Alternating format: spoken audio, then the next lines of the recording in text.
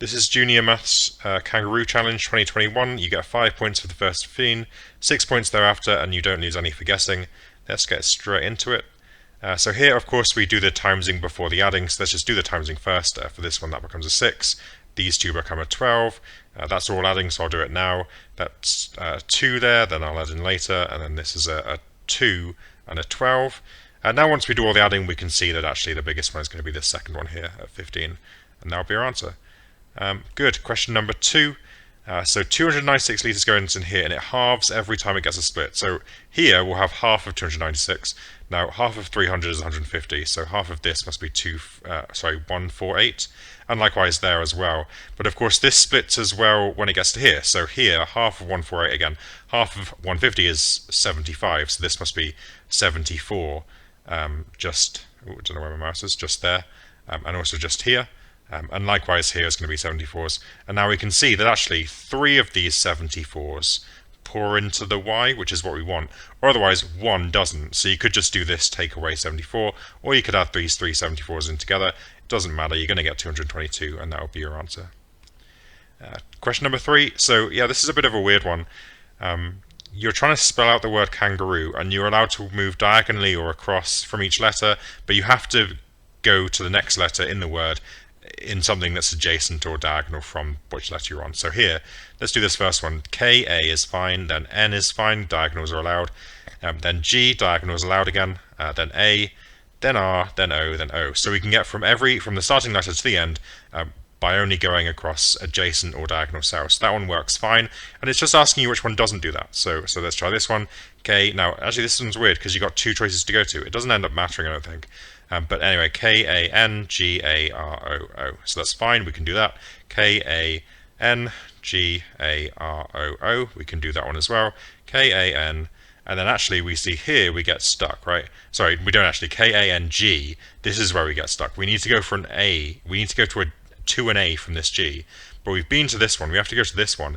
And we can't have done this one first because we had to go from the K. So this is the one that we can't do.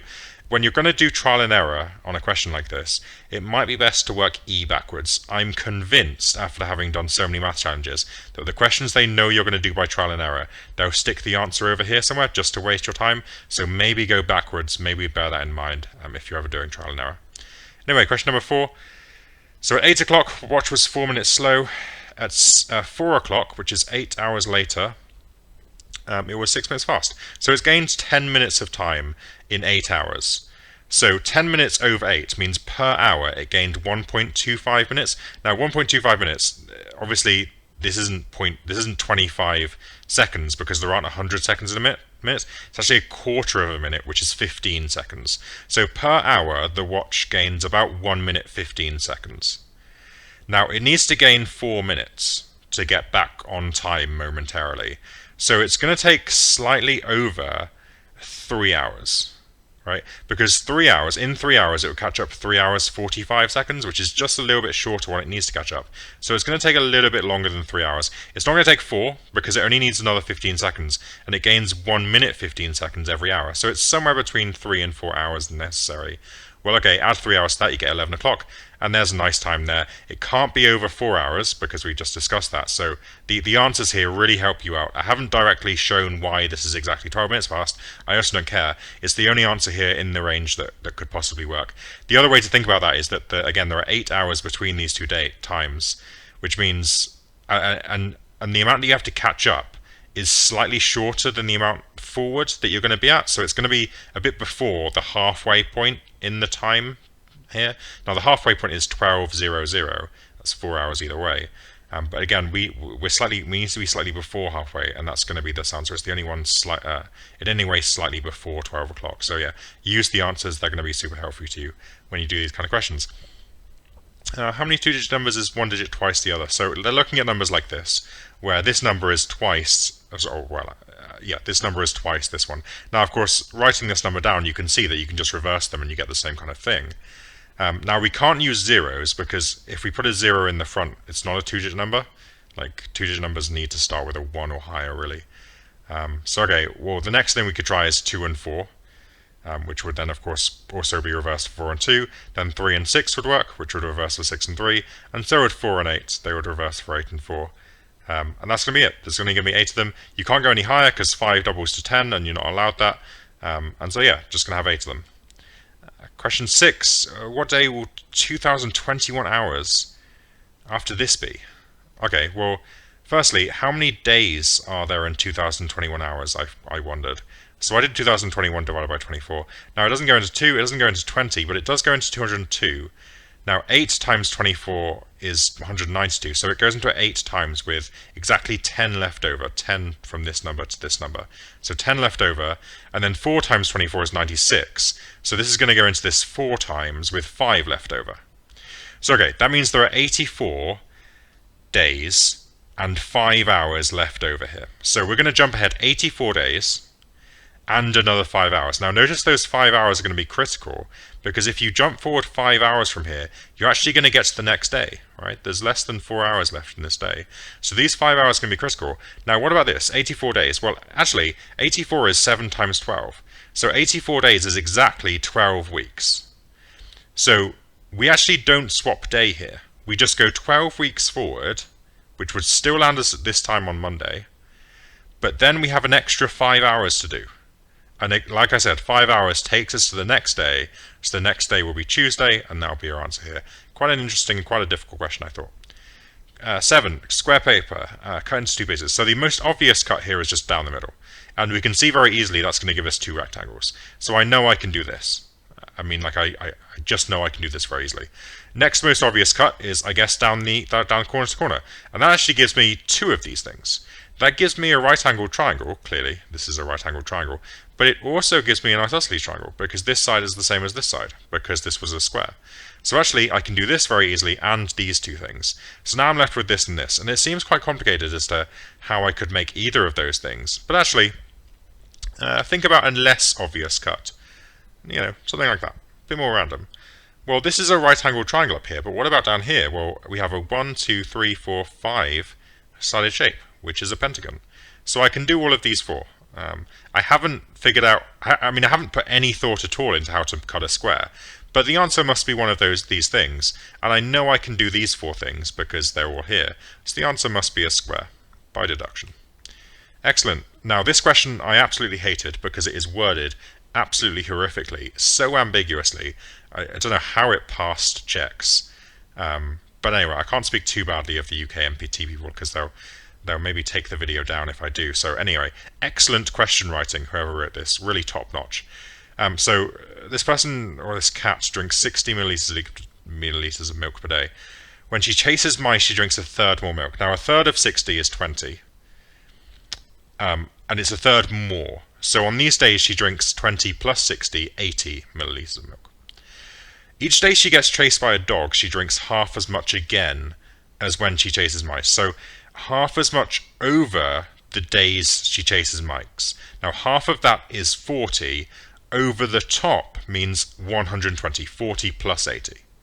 Okay, so that's not at all obvious. The wording is ambiguous as to whether it means original amount or whatever. So, but okay, let's go with that.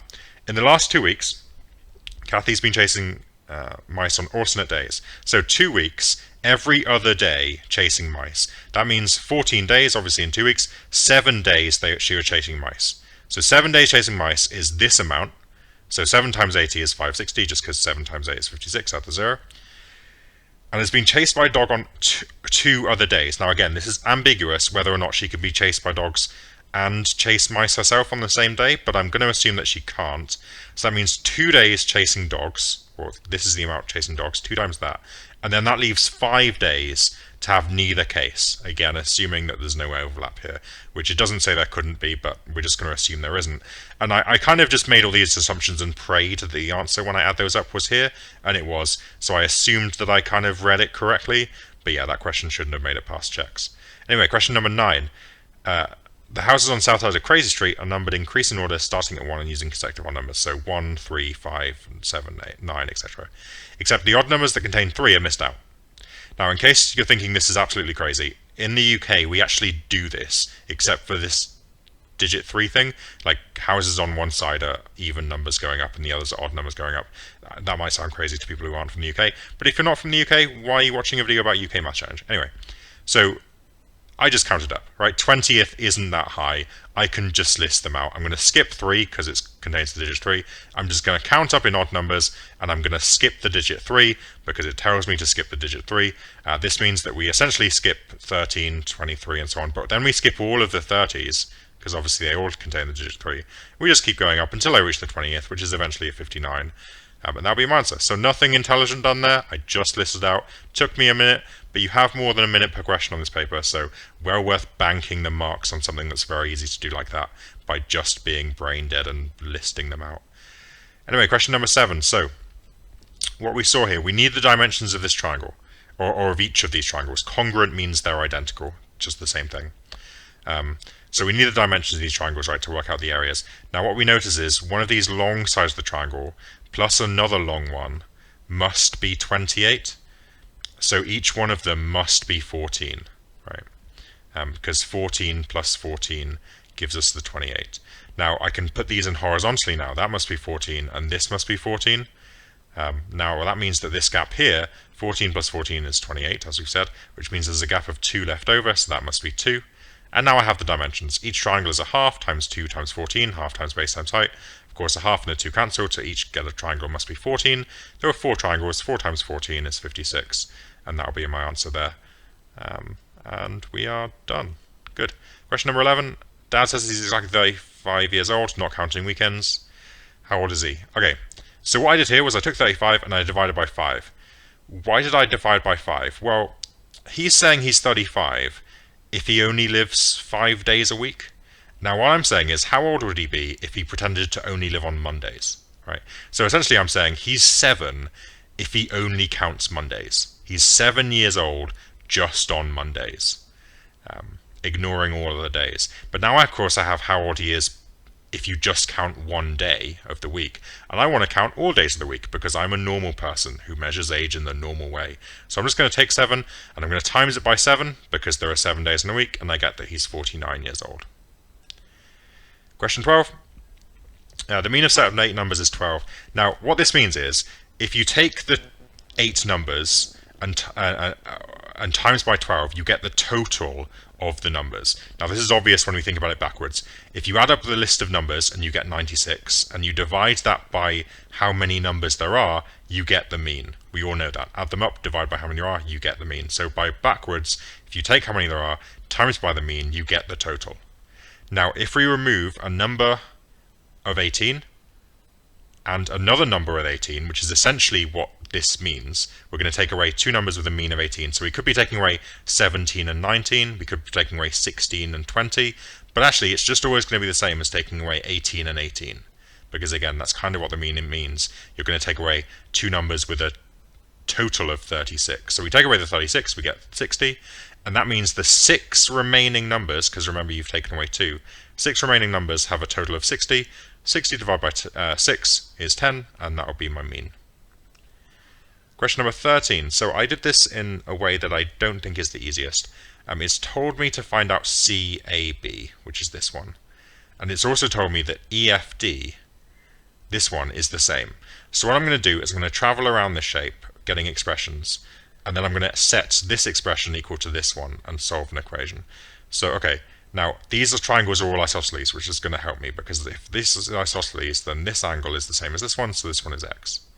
Now what I can say is, imagine this was 30 and 30. To find this angle, you would do 180 minus 30 minus 30. Or if this was 40 and 40, 180 minus 40 minus 40.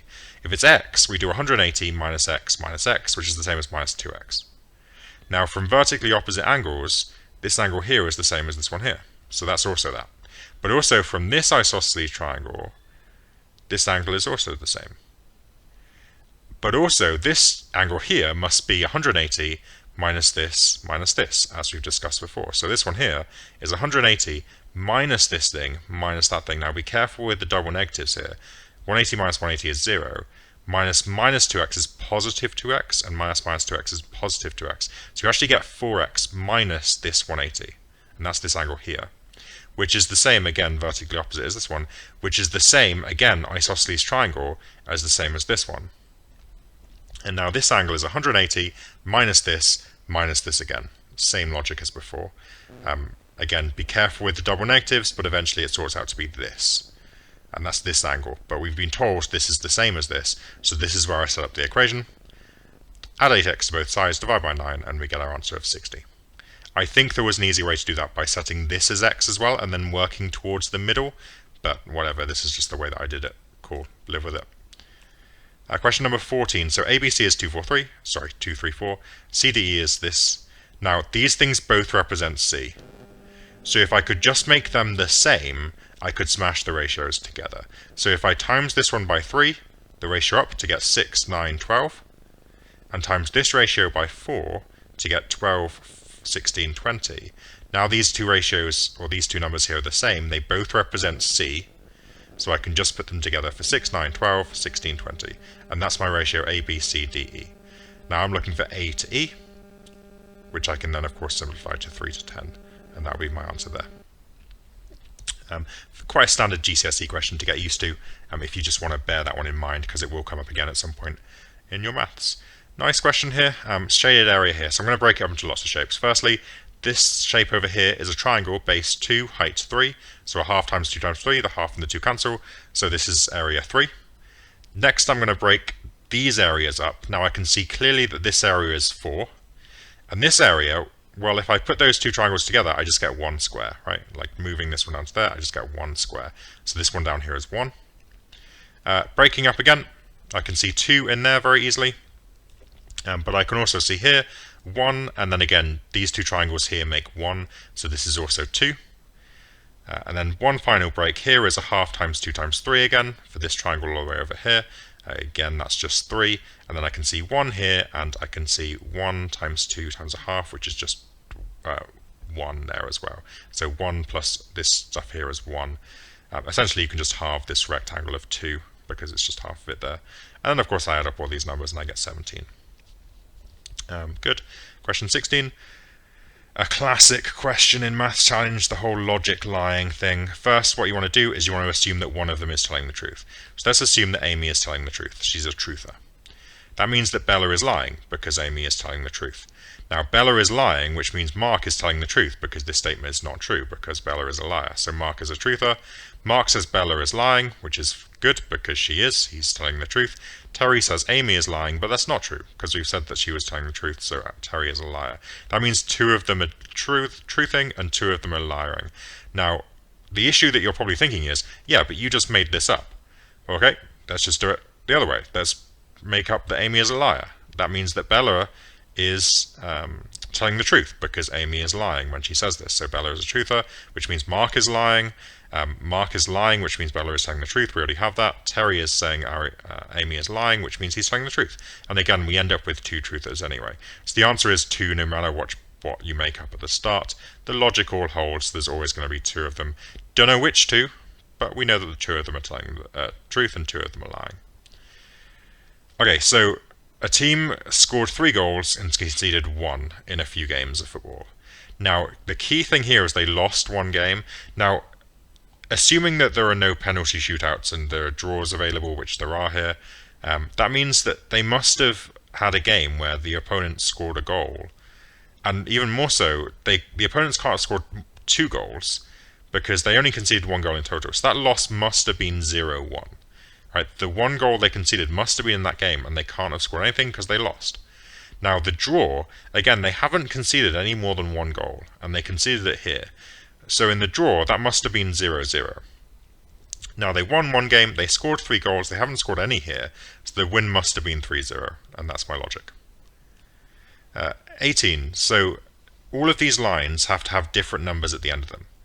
Now, check out this. So the idea essentially is that this here couldn't be a 1, because it already has a 1 attached to it. It also couldn't be a 3, because it has a 3 attached to it. And it also couldn't be a 2 because it has a 2 attached to it. So this must be a 4. I'm going to get there eventually because I think first I looked at this point. Can't be a 3, can't be a 2, can't be a 1, so that must be a 4. And likewise, you can do the same, I think, over here. Can't be a 1, can't be a 2, can't be a 3, this must be a 4. This one can't be a 2, can't be a 3, can't be a 1, must be a 4. And we've already said this one must be a 4. Now this one is only attached to 4s, which it could mean that it could be any number not 4. But that doesn't really matter. It's only asking us how many times 4 appears, and it appears 1, 2, 3, 4 times. So the answer must be B. 19. 25 counters, 14 boxes. Each box contains 1, 2, or 3 counters. 7 boxes contain 1 counter. Okay, now there are 14 boxes in total, so there are 7 boxes left over that contain either 2 or 3 counters. And also, if you've got 1 counter in each of the 7 boxes, that means there are 18 counters left to place. So you have 7 remaining boxes, all containing 18 counters in total, and they only have 2 or 3 in each, because you counted all the boxes with 1 counter. So okay, at this point I just did trial and error. I just said, well, what if 5 of them had 3s and 2 of them had 2s? Well, in total, this is 3, 6, 9, 12, 15, 17, 19, and I want 18 in total. So it's just a case of swapping these two, saying there's 1 more box of 2 and 1 fewer of 3, and this works out for 18 in total, so there are 4 boxes containing 3. Again, trial and error is going to be important in lots of these questions. Question 20. Okay, so this is a column addition. Now, L plus L plus L must equal 9, or 19, or 29, except 3 things can't add up that are the same. 3 things that are the same can't add up to make 19.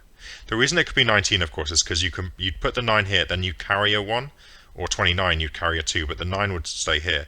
But again, 19 and 29 don't work, because they're not divisible by 3. So the L's must just be 3s. 3 plus 3 plus 3 for 9. That's the only way.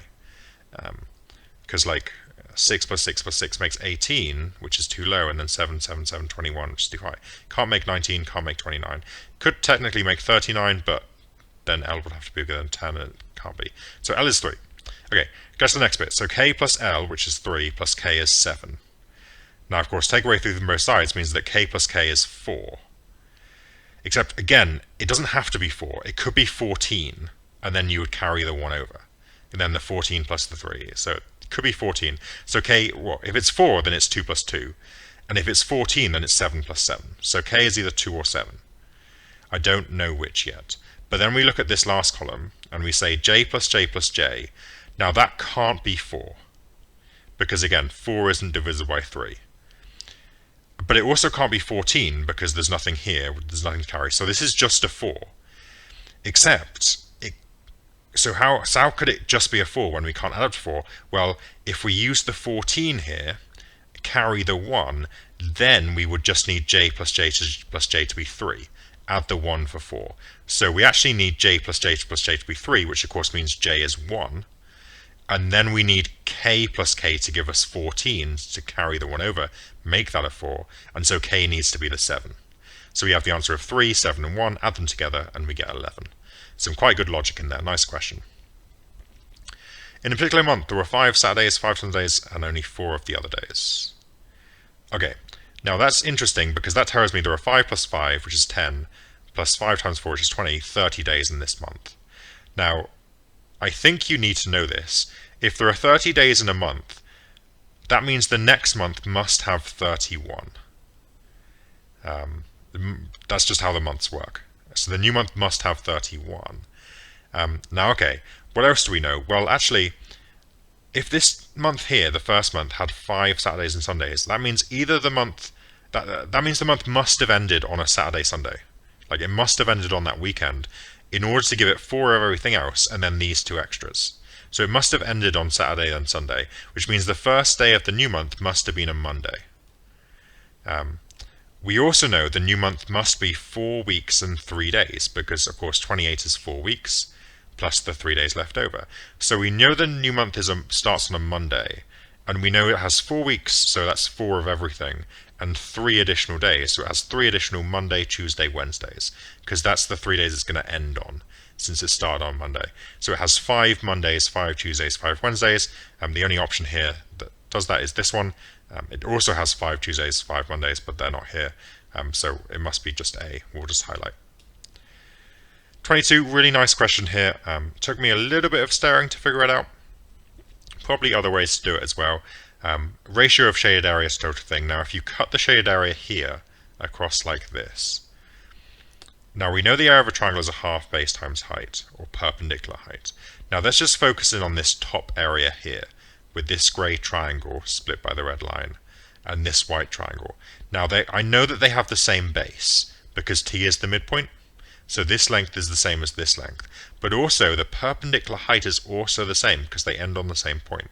So these two triangles must have the same area, because to work out each of them, you would do half times base, now their bases are the same, as I've said, times perpendicular height, which is also the same. So these two triangles have the same area. So these bits have a ratio 1 to 1, because they're the same. Exactly the same argument down here. This length is the same as this length. The perpendicular height is also the same, somewhere over here to make a right angle. So these areas are the same here, which means the grey area is half of everything, because each of these areas is the same as their white counterparts, so it's going to be 1 to 1. 23. So she wants to make these L shapes into a square. Now the first thing I thought here was, okay, if you're aiming to make these shapes into a square, like one big square, you're going to need to have a square number of these mini squares, right? Because if you want to make a big square like 5 times 5, that will have 25 mini squares in it. So I need to have 25 of these squares in total. Now, if I have a 5-piece shape, or 5 mini square pieces in each shape, then that means 5 of them could work, because 5 of these, each containing 5 squares, would make 25 mini squares in total, which is good. That's a square number. The problem is, as soon as I try to put these together, I sort of realize, now I've put this one here because I need to make a base of 5. Now, it becomes very clear that I can't really put anything in here, because it's only 3 wide, and these shapes are all 4 wide. So this just doesn't work. And the only other thing I could do is rotate this to make it like here, which makes a 2 times 5 structure. But that doesn't work either, because then I could put another one top, and then I'd run out of space on the top here. So that absolutely doesn't work, which is a shame, but I can't use that. Like, that doesn't work. But then I think, well, okay, what if I tried to use 8 of these shapes? Well, 8 times 5 mini squares is 40, and 40 isn't a square number, so I have no hope of putting 8 of them together to make a square, because that's not a square number. Likewise, this isn't, this is, and this isn't. So the answer must be this, even without any real thought, because, or trying, when I say thought, there was thought in there, but there wasn't any real trying of putting these shapes together, because this and this are the only option that make a square number of mini squares, which must be required. And I sort of thought about this for a second and realized that it probably wouldn't work. So I'm just going to circle this answer and move on. This is a math challenge. You don't want to be super fine about everything. You don't want to be proving things and spending too long on one question. Get a good feel. Again, you don't even lose marks for guessing. So once you've got like an 80-90% certain guess, just put it down. Don't lose anything. This is where we're going to learn a Mr. Drew special. 4 positive numbers are increasing order of size. One number is going to be increased by 1, so the product of the 4 new numbers is now as small as possible. Just make this up. Just say, what if these were actual numbers? I mean, they are actual numbers. Let's solidify them. Let's just make them the numbers 1, 2, 3, 4. Those are positive numbers, right? In increasing order of size. 1, 2, 3, 4. And now I'm just going to increase each one by 1 by 1, and just check which is the smallest. So increase this one by 1, and I get this product. Increase this one by 1, and I get this product, which is smaller. Increase this one by 1, and I get this product, which is smaller. Increase this one by 1, and I get this product, which is smaller still. So S is the answer here. If you increase the last one by 1, you get the smallest product. Now, how do I know that's always true? Well, I actually don't right now.